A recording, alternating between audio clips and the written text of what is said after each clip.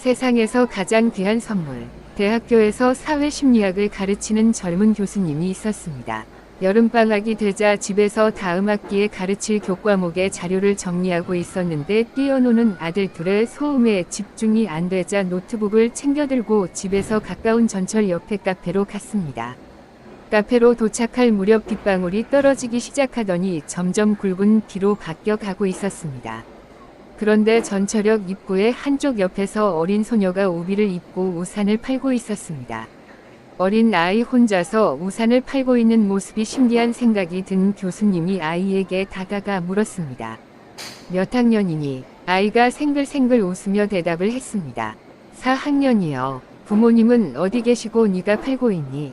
아버지는 지방으로 일하러 가셨고 엄마는 아파서 누워 계셔서 제가 팔고 있어요. 엄마 약값이라도 보태려고요. 아이는 전혀 구김살이 없이 천진난만한 표정으로 말하고 있었습니다. 자신의 큰 아들하고 같은 학년인데 저렇게 위젓한 행동이다. 아픈 엄마를 위해 우산을 팔고 있는 아이가 대견하다는 생각이 든 교수님은 무언가를 도와주고 싶은 마음이 들자. 우산 하나 줄래? 가격은 얼마야? 5,000원인데요. 금방 비가 그칠 것 같으니 안 사셔도 될 것 같은데요. 물결표. 아이는 해맑게 웃으며 대답을 했습니다. 천진스런 아이의 대답에 교수님은 이 아이가 효심이 깊고 정직한 아이라는 것을 느낄 수가 있었습니다. 평소 이런 딸을 갖고 싶었었는데 교수님은 이런 딸을 둔 부모님이 부러웠습니다. 우산을 사서 역 근처의 카페로 들어간 교수는 일부러 창가에 앉아 노트북을 켠 채 예의주시의 창밖을 바라보고 있었습니다. 장사보다는 손님을 향한 배려가 넘쳤던 정직한 아이의 행동이 호기심을 불러일으켰기 때문입니다. 아이는 시종일관 밝은 표정으로 우산을 팔고 있었습니다. 손님들도 아이가 대견한지 머리를 쓰다듬어 주곤 했습니다. 잠시 후 비가 그치자 언제 비가 내렸나는 듯이 햇빛이 쨍쨍 떴습니다. 장사를 끝낸 아이가 짐을 챙기다 말고 어디론가 뛰어갔습니다. 지하철 입구에서 힘없이 앉아있는 할아버지 한테로 뛰어갔던 것입니다. 아이는 구걸하고 있는 할아버지 손에 2,000원을 쥐어드렸습니다. 할아버지는 그렁그렁 눈물이 맺힌 채 말했습니다. 네가 고생해서 판 돈인데 팔 때마다 나한테 주면 어떡하니? 아이는 그 소리가 떨어지기도 전에 깡총깡총 뛰면서 제자리로 돌아왔습니다. 그리고는 비가 그치기를 기다렸던 할머니가 빈 박스를 잔뜩 실은 채 리어카를 끌고 가자 아이는 얼른 뛰어가 고사리 같은 손으로 밀어드렸습니다.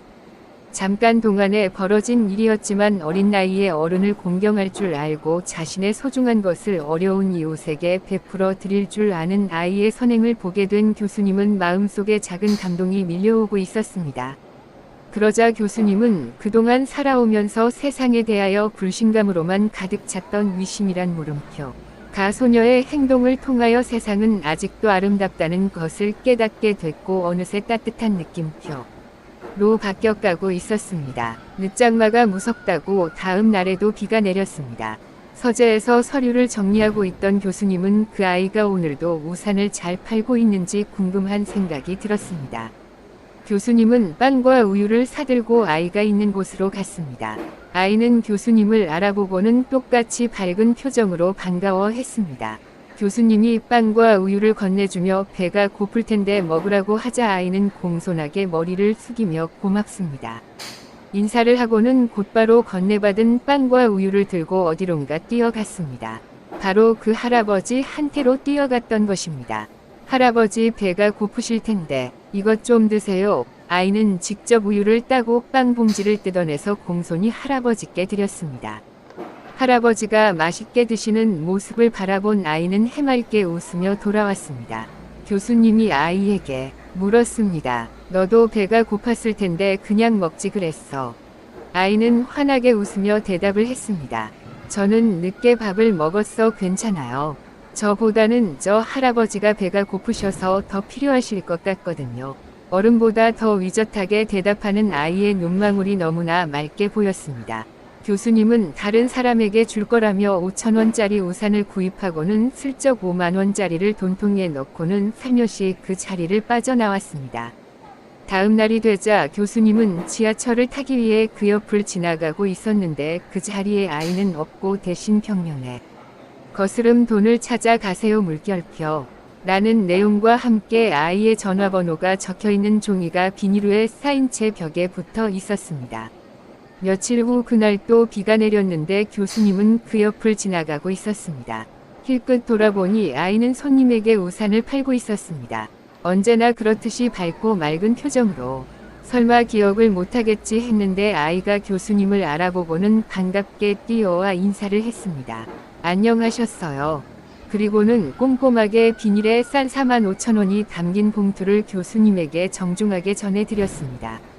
아저씨 지난번에 5만원짜리를 5,000원인 줄 알고 잘못 주신 것 같아요. 환한 웃음과 함께 거스름 돈을 건네주는 아이는 마치 날개 없는 천사와 같아 보였습니다. 교수님은 아이를 살며시 끌어안고 말했습니다. 그것은 천사인 너에게 주고 싶은 세상에서 가장 귀한 아저씨의 선물이란다. 하늘에서 떨어지는 빗방울이 교수님과 아이를 포근하게 감싸주고 있었습니다. 세상에서 가장 귀한 선물은 어린 아이와 같은 자신보다는 다른 사람이 더 필요할 것 같다는 따뜻한 마음과 말이 아닐까요?